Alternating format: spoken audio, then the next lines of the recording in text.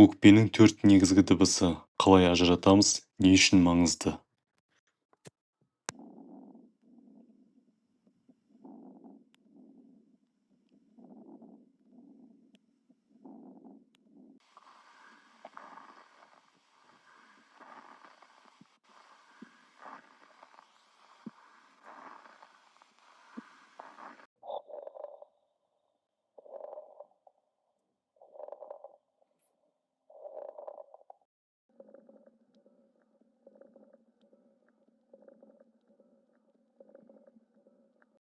Аускультация бұл тек тыңдау емес, бұл дер кезінде ауруды анықтап, назарға алу, емдеу.